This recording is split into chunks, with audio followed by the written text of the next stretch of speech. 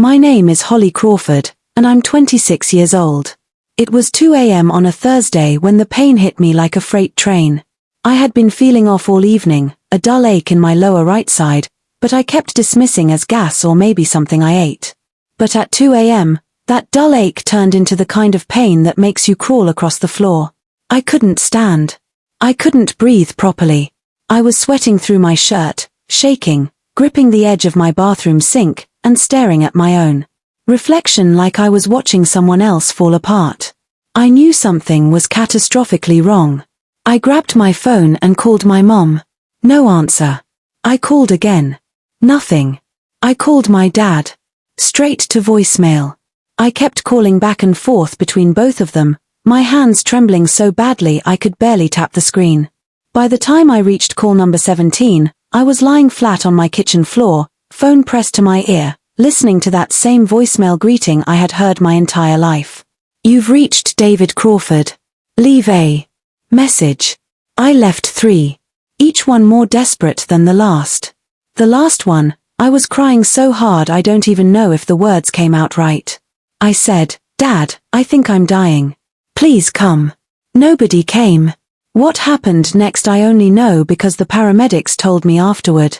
My neighbor, Mrs. Patton, a retired woman in her 60s who barely knew my name, heard me through the thin apartment wall. She heard me collapse. She called 911. By the time the ambulance arrived, I was barely conscious. The paramedics said my appendix had burst.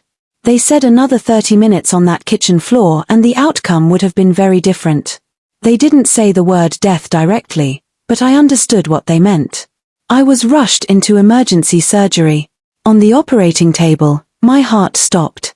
I flatlined. The surgical team brought me back, but for a brief moment, I was gone. I didn't see a white light or hear any voices. I just remember a deep, absolute silence, and then suddenly there was noise again. Machines beeping, someone calling my name, and an unbearable pain in my chest from the compressions. When I finally woke up in the recovery room, groggy and confused, there was a nurse sitting beside me. I asked her if my parents had come. She looked at me with an expression I will never forget. It wasn't pity, exactly, but it was close.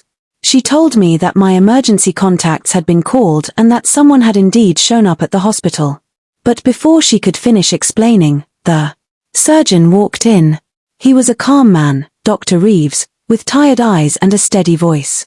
He pulled a chair close to my bed and sat down, which immediately told me this was not going to routine post-surgery update. He said, Holly, you had a very serious night. We almost lost you. I nodded. I already knew that part. And then he said something that I was not prepared for. He said, a woman claiming to be your mother came to this hospital tonight. She tried to have you discharged early. I stared at him. I thought I had misheard him. Discharged early? I had just flatlined on a table. He held my gaze and continued, she was told that was not possible given your condition. She became argumentative with the staff. I felt the room tilt slightly.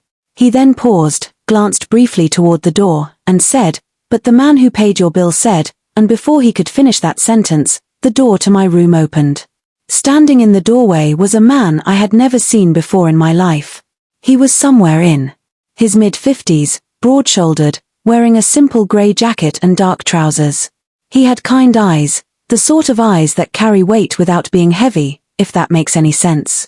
He wasn't flashy. He didn't look rich or important at first glance. He looked like somebody's quiet, dependable father. He stepped inside slowly, almost hesitantly, like he wasn't sure he had the right to be there. Dr. Reeves stood up, nodded at him respectfully, and then excused himself from the room, leaving the two of us alone. I pulled my hospital blanket up slightly, more out of instinct than anything else, and I asked him who he was. He sat down in the chair Dr. Reeves had just left and folded his hands. He said his name was Gerald Mays. He told me he had been in the hospital that night visiting his own brother on a different floor when he overheard the commotion at the front desk.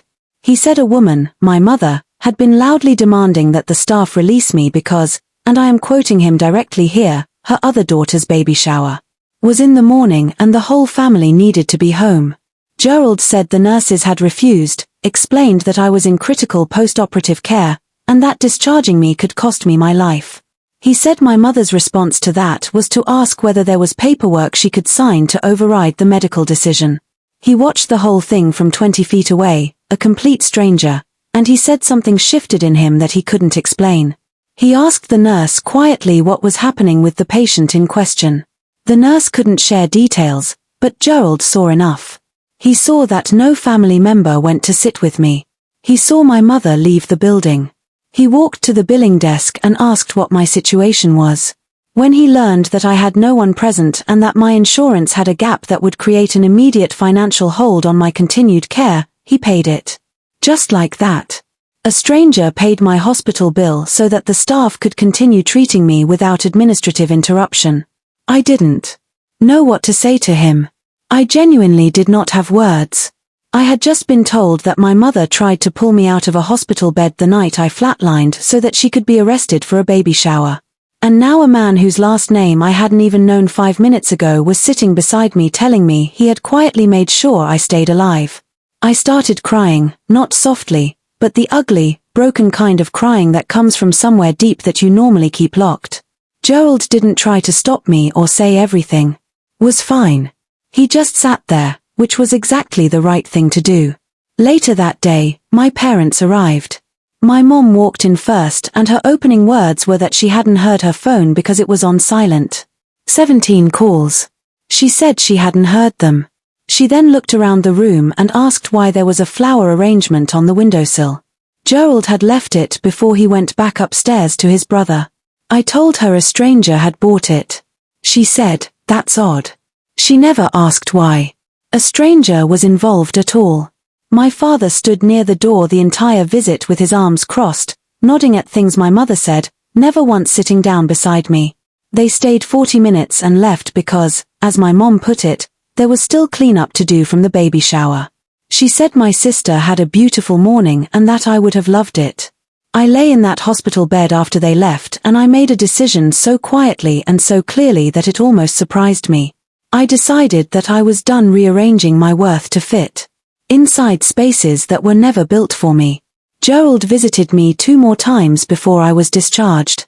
On the last visit, he brought his wife, a warm woman named Patricia, who held my hand and said, "You have people, sweetheart. You just haven't met all of them yet." I think about that sentence every single day. I found out later through the nurses that Gerald had also formally reported my mother's discharge attempt to the hospital's patient advocacy office. He didn't tell me himself. He wasn't the kind of man who needed credit for doing the right thing. The hospital documented it. It meant that if anything had gone wrong that night due to outside interference, there was a record. I am fully recovered now. My relationship with my parents is something I am still navigating, but the fog has lifted on who they have always been versus who I needed them to be. Those are 2 very different things, and for a long time I confused them. Gerald and Patricia have become people I genuinely consider family, real family, the kind defined by action and presence, not by blood and obligation. If this story reached you today, I want you to know something. The people who show up for you in your darkest moments, even strangers, even quietly, even without being asked, those are the people who show you what love is actually supposed to look like.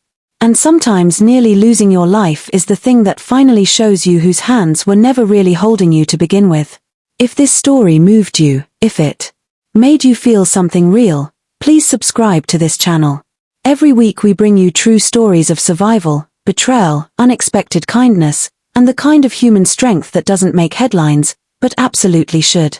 Hit that subscribe button, turn on notifications, and become part of a community that believes real stories deserve to be heard. You being here matters, and so does every single story we tell.